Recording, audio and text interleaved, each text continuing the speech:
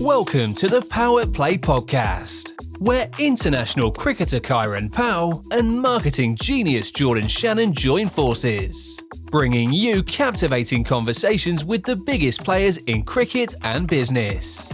Join us as we dive into the lives of current stars in the cricketing world, the legends before them, and those extraordinary icons whose performances changed the game in both cricket and business. Exploring journeys both on and off the pitch, the boardroom, and everything in between. Get ready for an exhilarating blend of cricket, life, and business insights, with two insatiably passionate, infuriatingly no-holds-barred hosts, who, unfortunately for the rest of us, live and breathe this stuff for a living. Hello everybody and welcome to episode 53 of the PowettPlay Podcast. Today we have a special guest and we are joined by Dr. Sasha Sutherland. Thank you so much for joining us, Sasha. How are you? I'm good. How are you doing? Thank you both for having me. No, it's a pleasure and I appreciate your time, to come and joining us. So I want to get straight into it, really. How can you share your journey in becoming the Executive Director of Anti-Doping in the Caribbean, please? Yeah, well, that was quite accidental. I had just returned from the US doing PhD research, and I was a volunteer at the Olympic Association in Barbados, and they asked if I would join a UNESCO project because the lead coordinator at the time needed some support. And so I said, sure, no problem, I'll come in. And it was this thing about leveling the playing fields in secondary schools, and it was about anti-doping. I had been a triple discipline athlete at university, lawn tennis, football, and field hockey, but I'd never heard of anti-doping. And so it was intriguing. At the end of the project, I was asked, well, what are your plans? And I said, well, I wanted to take a few months off and just relax. And the then executive director asked if I would join the organization with her because she was looking for someone. I joined the anti-doping community, and 2 years later, she left the organization, and everyone looked at me like, well, you're here. There you go. So it was quite accidental, but I guess I was meant to be here for a time. Yeah. So in terms of obviously you mentioned there about you sort of getting into how you got into it and stuff, but how has it evolved then from when you started to where we are now? Yeah, so I joined in 2014, and then it was really about meeting compliance, with the World Anti-Doping Code and the UNESCO International Convention Against Doping in Sport. I joined at the height of a UNESCO project trying to get persons in secondary schools, teachers, physical education teachers involved in sharing the information. And so it really was about, we have to do X, Y, and Z to meet compliance. Yeah. But as I got into the role and understood the intricacies of what was required at the international level, where we were in the Caribbean, and how we kind of meet in the middle, it was more about, moving from beyond that, let's meet compliance to let's engage and build relationships with each country who would have a different experience. And now it's really about advocating for those countries to international bodies, but still ensuring that those countries have programs that meet compliance with the code. So I think that's one in terms of how we navigate compliance. And then I think as we've had different iterations of the World Anti-Doping Code, we're expecting a new one in 2027. We've moved a lot away from not just maintaining compliance, but to being completely athlete-centered and supporting athletes in their journey towards maintaining compliance. So before it was about, yes, we need to harmonize these rules and regulations. Yes, it was about making sure we catch cheats in sport, but it was more about, okay, if we're doing top down all the time, we're still missing something. And now we're talking about, well, let's do values-based education. Let's tell athletes, we're here to support them. And what we do is central to ensure that when they line up on that finish line, or when they take the field, or when they take the court, there are people who are ensuring that no one is trying to cheat the system. And so that all they have to do is concentrate on winning that next point or winning that next game. So I think we've become more athlete-centered, more athlete-focused. in our approach. And then I think finally we've done a lot more research on anti-doping and clean sport. What are the types of behaviors that lead athletes to take performance enhancing drugs? It's it's relegation up and down the league, returning from injury, fear of getting transferred across teams, etc. So understanding the kind of interrupts or life challenges that might lead an athlete to doping then helps us to form our education programs around those topics. So I think we've seen a lot of good changes in the anti-doping community. We still have more work to do in terms of jumping ahead of the new substances that tend to come on the market and that are used. And that's a scientific idea or a scientific,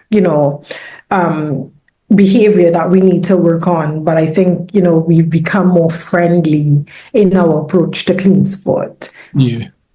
So you mentioned there about spotting trends. What would you say are maybe the top 3 trends to spot, really?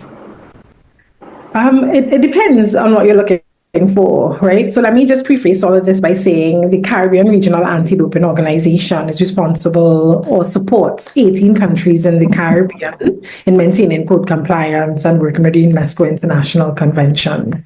And so our main ambit is support our member countries in that clean sport anti-doping education journey. Yeah. And as we look at athletes and stuff, I think so what we tell young athletes when they come for an education session is, how do you know that somebody is cheating? They ask that same question. What are the trends you're looking at?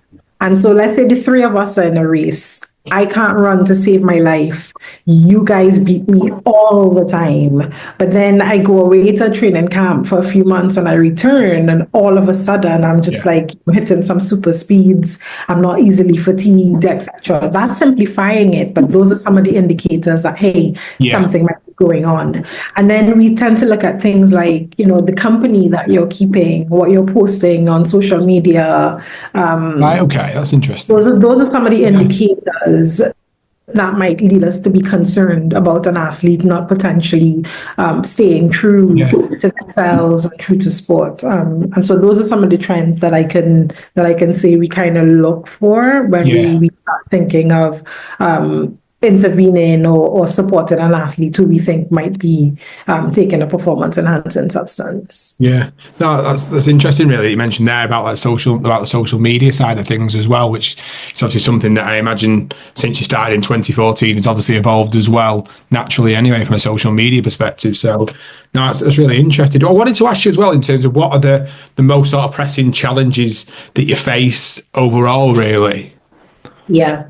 So I think generally just having everyone understand what we do, that will always remain a challenge, because as new athletes come in, you have to repeat the education. As new members of parliament come in, then you have to speak to new ministers of sport and get them to understand what you do. And as new members of the Olympic movement come in, you have to then get new presidents, secretaries general, etc. to understand. And so that then poses a challenge with having a completely unified approach to clean sport in the Caribbean at various levels. What we try to do is harmonize efforts in the region so that we can save on investment costs into clean sport programs. And the idea is that all those benefits should be down to the athletes in sport.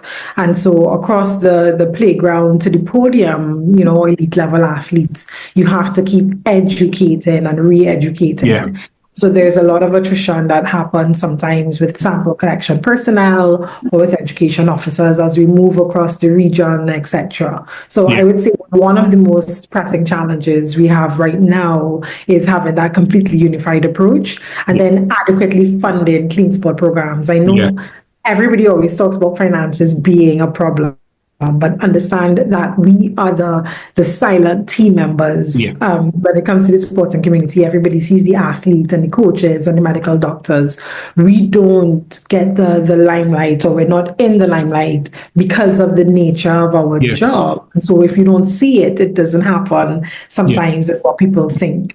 And so advocating for funding for clean sport programs, sometimes it's a bit difficult to convince authorities that this is important because it saves you from potential embarrassment or from losing investments into an athlete if they should be guilty of what we call an anti-doping rule violation. So funding clean sport programs in terms of education, research, and testing is another challenge. And I guess I would say it probably comes from not having comprehensive policies in sport across the region, which can then underwrite or write anti-doping education into our programming, into systemic programming, whether that's in primary and secondary schools or in clubs, etc., or national sport federations. And without those policies, then we have to rely on that World Anti-Doping Code compliance with the Olympic movement. We have to rely on NOC involvement and their partnership in funding programs, etc.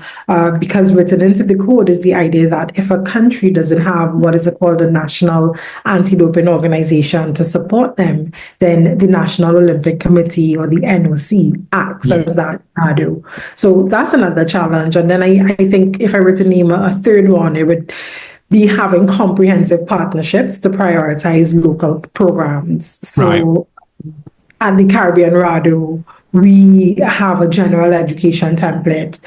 There's an international benchmark for sample collection, training, and so we do that. But if a country wants something more specific, then they ask if there is any way that this can be done without cost, and that is always possible. So if we have comprehensive partnerships locally, then governments and members of the Olympic movement and sports councils would be able to fund programs. You mentioned about the education side of things. How hard or how sort of tricky does it come with the balance between education and then the enforcement aspect to it? So I think the idea behind anti-doping and clean sport is that every athlete has a fundamental right to participate in clean sport, right? And so that's easy because you want to make sure athletes are aware of the challenges with doping control. But then you have to, as you say, balance that with the enforcement of anti-doping, that's testing, making sure, athletes submit their whereabouts information on time, making sure we know where we can meet them. And the idea is to prevent any potential anti-doping rule violation from happening.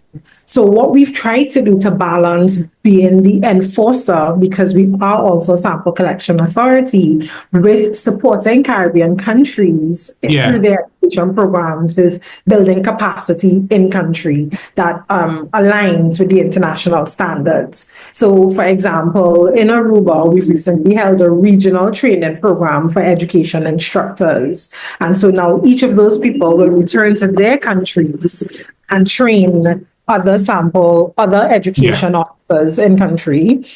We also do regional training for sample collection personnel, for medical doctors who are responsible for what we call therapeutic use exemptions. Right. So those are the doctors who would say, okay, an athlete is injured or an athlete has a particular medical condition that requires them to take a prohibited substance. Those are the demand substances, but they're called prohibited substance. And so we train those doctors, so that when an athlete writes an application for that TUE, that therapeutic use exemption, they can follow the medical standards to determine whether or not they will approve or deny that application by the athlete.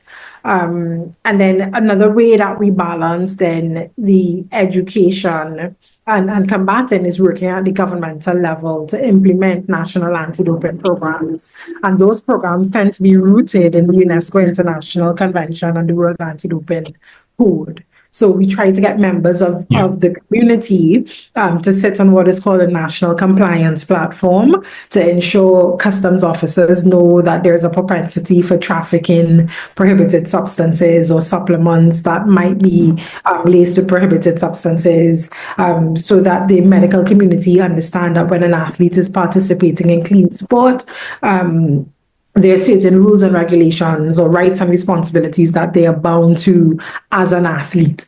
And, based on different communities or industries and country, we then try to educate them specifically to those. Yeah. And so what we've been able to do at the Caribbean Rado is break our strategic plan and our annual operational plan into pillars to maintain that balance. Capacity building for education officers, sample collection personnel, compliance, making sure countries know what their responsibilities are. Then we promote the education and advocacy. We try to have partnerships for clean sport. And then on the other side, we do the doping control. So we coordinate the testing. We coordinate sample collection, whether it's for an international federation, for major games, etc. And so that way, we're not the judge and jury per se, but we have a very holistic approach to what is required in the Caribbean. We maintain in compliance, we're ensuring that countries meet the rules and regulations, but we're also offering them the support where we do identify gaps in their programming. Yeah, cool. Kieran, I'm keen to bring you in, being a professional athlete yourself. No, I think it's interesting point you've brought me in, because I have a medical condition that requires me to get TUEs all the time.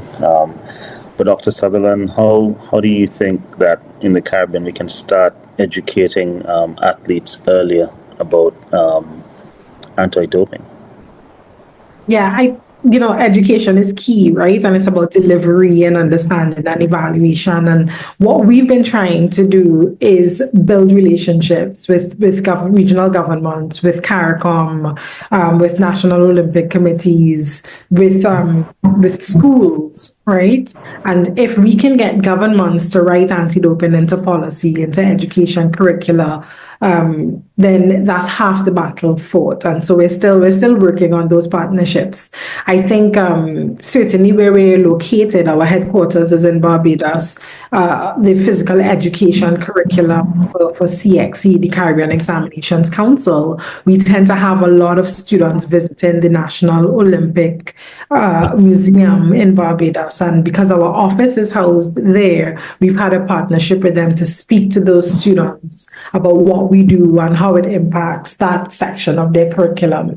And I think that's one step. And if we can get the anti-doping organizations in each country doing that outreach in schools, particularly around the physical education curriculum, surely it's a way in that we won't have to navigate or negotiate, because it meets a requirement for the curriculum. Outside of that, our most successful partnerships have been with National Olympic Committees, because they have within the Olympic movement that mandate of doing Olympic values education programs in schools. And so we've tried to work with the Olympic committees to ensure that once they're going into schools, not only are they talking about respect, excellence, and fair play along the Olympic movement lines, but they're also talking about respecting your adversaries and not cheating. They're also talking about excellence and respecting your bodies and trusting that you've put enough nutrition in to not take a performance-enhancing substance in your body, and fair play, right? If you respect your adversary, then we all line up saying we're going to do our best. And that whole philosophical concept of zero-sum logic. If I win, I give you, the loser, an opportunity to try again. And so, I think we need to have not just more dialogue, but more action, more advocacy at the governmental level to get what we do into schools, because we should not wait until athletes are elite level or they're leaving the country. We already do values-based education in the Caribbean, right? Like you go to school and your teacher has a bad report and you're dreading that last day of school, because when you get home, your parents are going to be like, what was happening here, right? And so all we need to do is in the midst of that, I want to make my parents proud, I want to make my country proud, I want to do well at school. How about adding on anti-doping values as well? Being honest, integrity, ethics. It's really not difficult if you marry it with the education that we already do. So that's the way that we see it happening. But it takes time. Policy takes time. Change takes time. And so we just continue to build relationships and use the inroads that we have in the interim.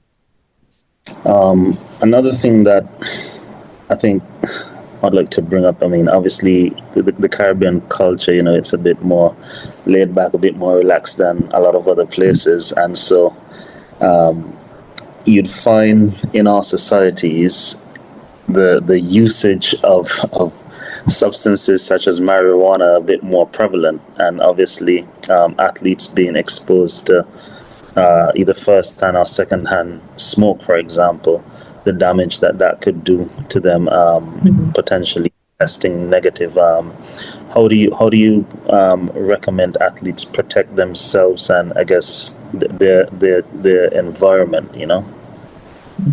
Yeah, and I think, Karen, that goes back again to values. But when we speak to athletes, right, we don't pass judgment. So we've adopted we're not here to tell you what to do, but what we will tell you is when you make a decision, you have to be responsible for the consequence.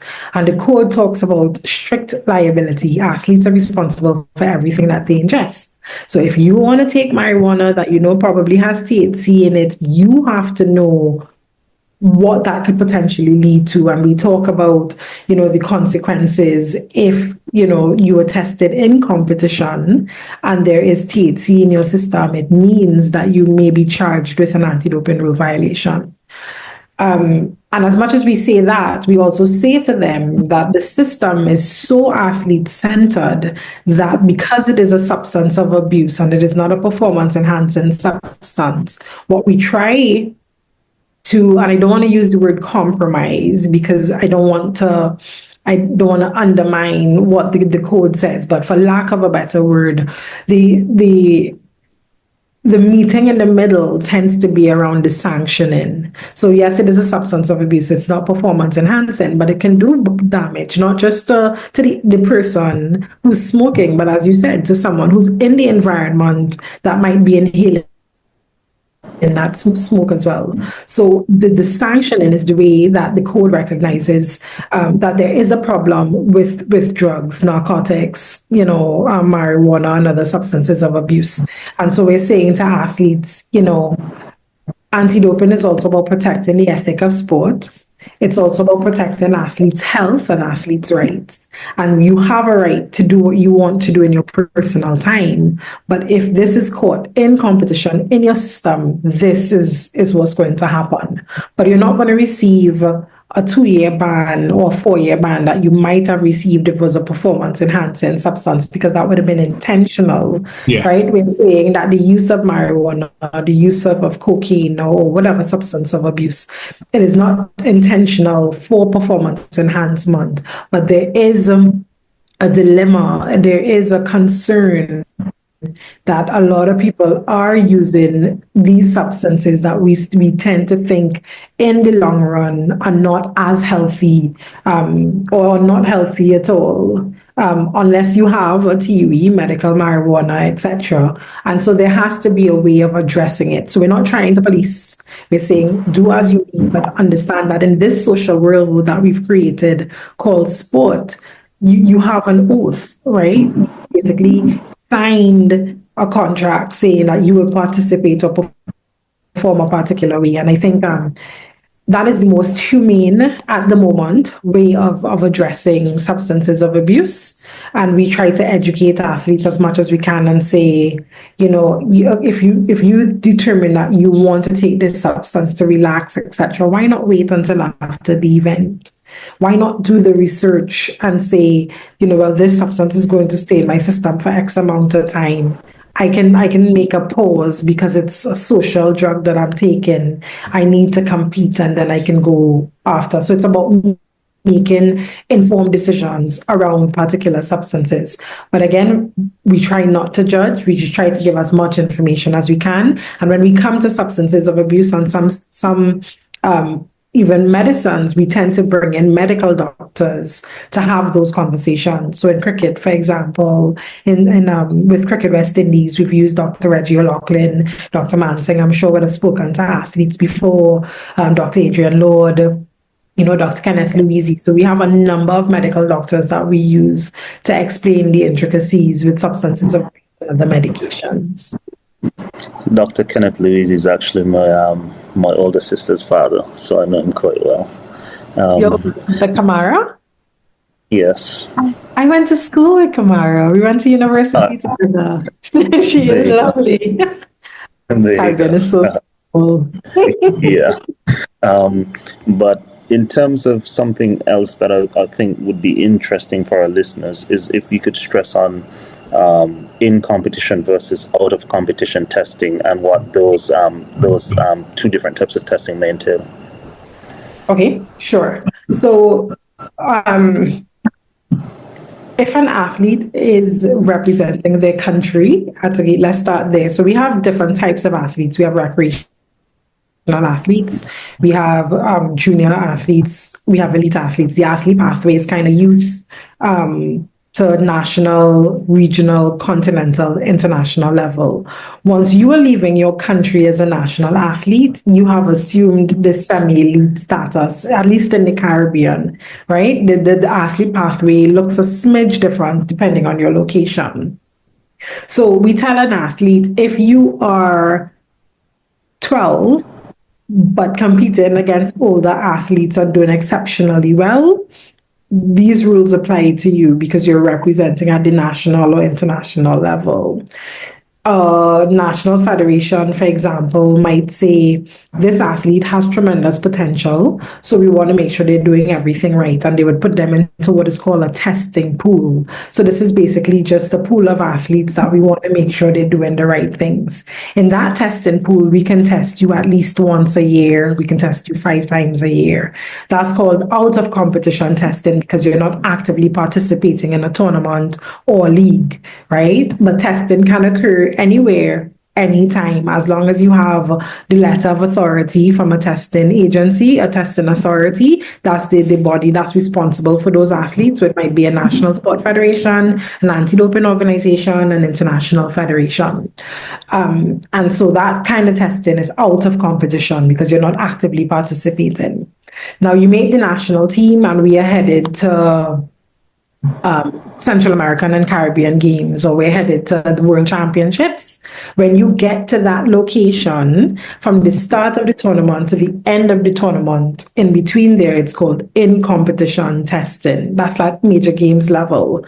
For a singular sport, testing starts maybe 11:59 the day before the first day of the tournament until the end of that competition. But you have to know the International Federation's rules because for particular sports, it might vary, right? So the difference between out of competition and in competition is when an athlete is actively participating in a league, in a tournament, etc., representing their country or their club, because there's Club World Cup, Club Football, Club World Cup, for example.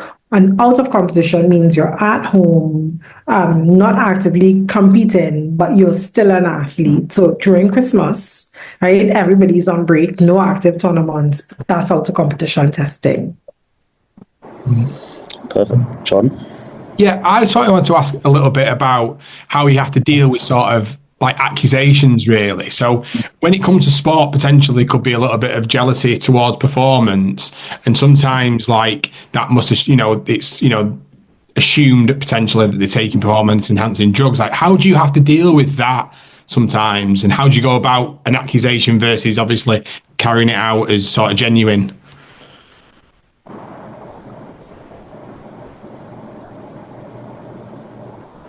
Right. So I think if I'm understanding the question correctly, that's leading into intelligence and investigations, which is not new, but relatively new, but has existed a long time.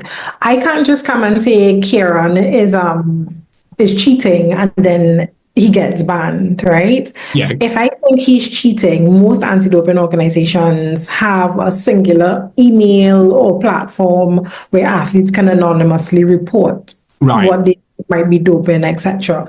Once a report is filed, that anti-doping organization might have an intelligence and investigations unit that will then take that report Yeah. and investigate it for merits. And if they can prove it, then it is dealt with.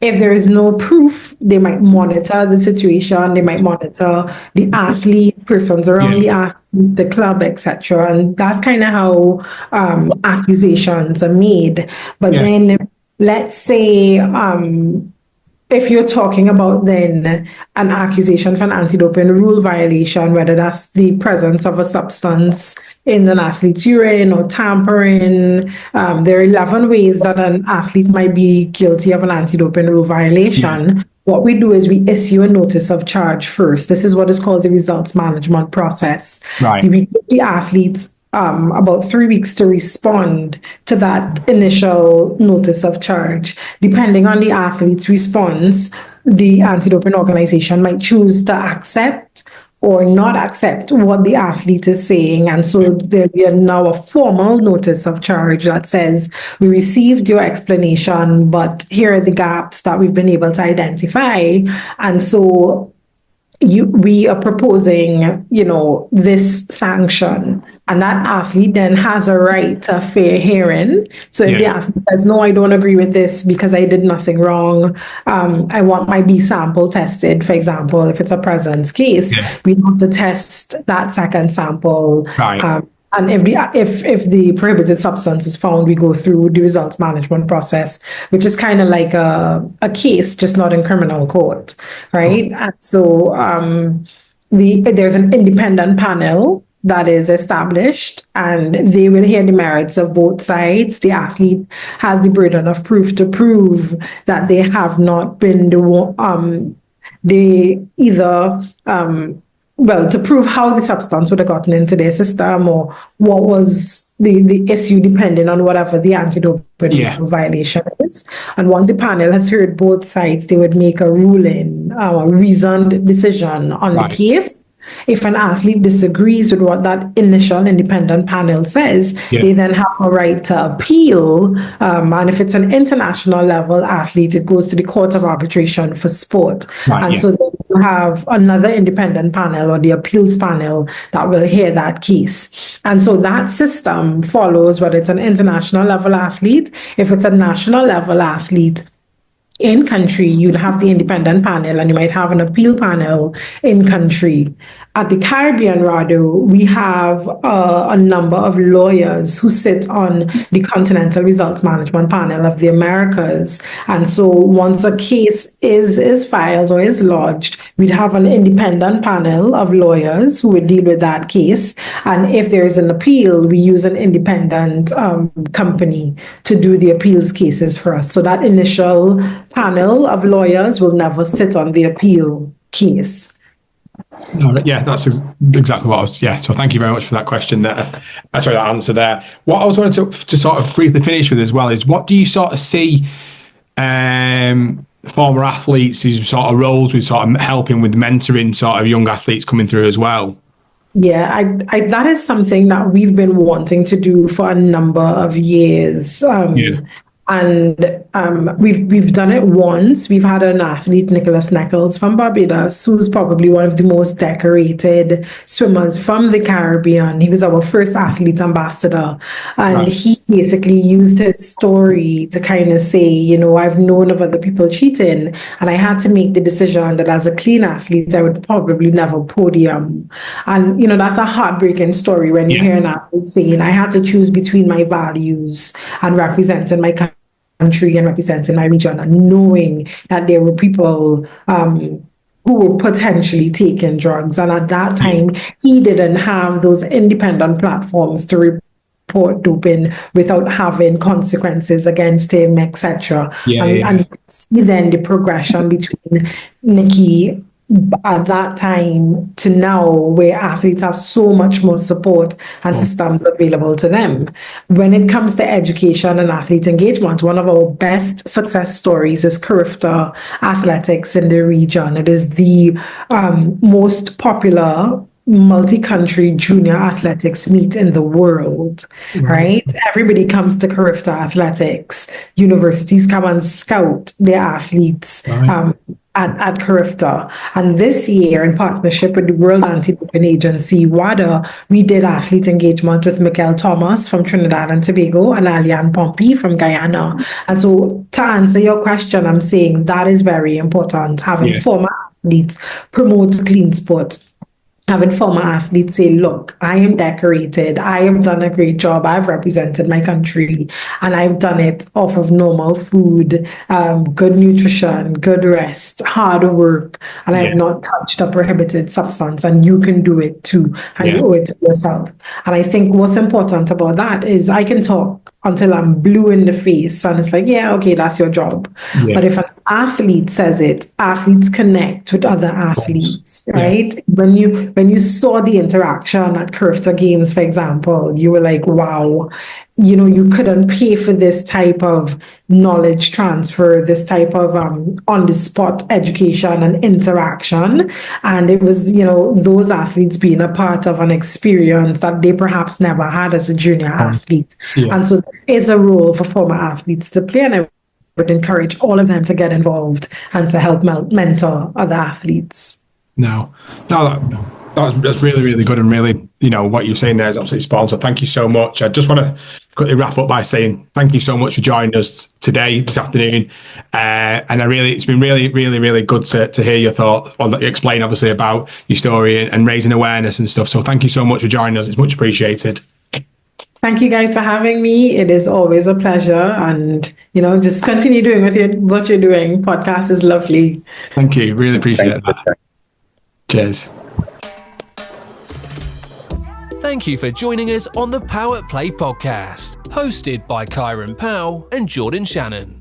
We hope you enjoyed this immersive dive into the world of cricket and business, exploring the unique experiences and perspectives of players past and present, alongside those invaluable insights into intriguing business themes that transcend beyond the boundaries of sporting heroics.